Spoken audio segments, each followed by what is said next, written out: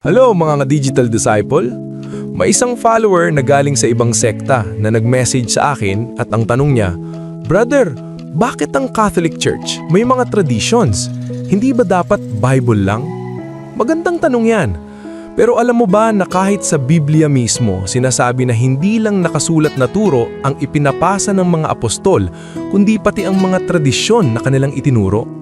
Halimbawa, sa second epistle to the Thessalonians 2:15, sinabi ni St. Paul, Stand firm and hold fast to the traditions which you were taught by us, either by word of mouth or by letter.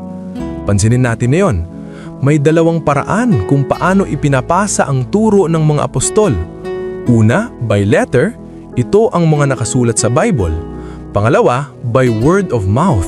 Ito ang mga turo na ipinasa nila kahit hindi nakasulat. At hindi lang yon. Sa first epistle to the Corinthians 11 verse 2, sinabi rin ni St. Paul, I commend you because you maintain the traditions just as I delivered them to you. Ibig sabihin, pinuri pa nga ni St. Paul ang mga Kristiyano dahil sinusunod nila ang traditions na itinuro ng mga apostol. At may isa pang mahalagang verse. Sa second epistle to Timothy 2 verse 2, sinabi ni St. Paul, What you have heard from me, entrust to faithful men who will be able to teach others also.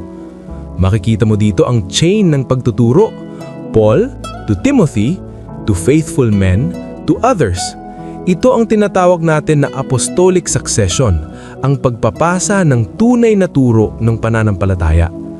At isa pang bagay, sa Gospel of John 21 verse 25, sinasabi, marami pang ibang ginawa si Jesus na kung isusulat lahat, hindi magkakasya ang mga aklat sa buong mundo.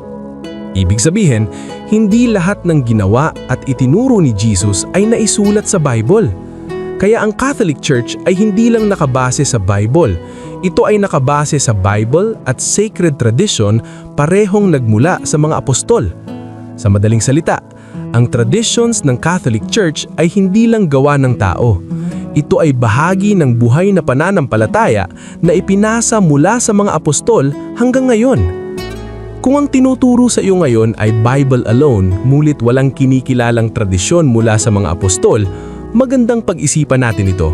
Dahil ang tunay na pananampalatayang Kristiyano ay ipinasa hindi lang sa sulat, kundi pati sa buhay na tradisyon ng simbahan. Kung nagustuhan mo ang video na ito, paki-like at paki-share rin naman mga ka-digital disciple para mas marami pa tayo umaabot at maipakilala si Kristo sa digital world. Ako si Brother Rai, online for Christ, offline with purpose. God bless.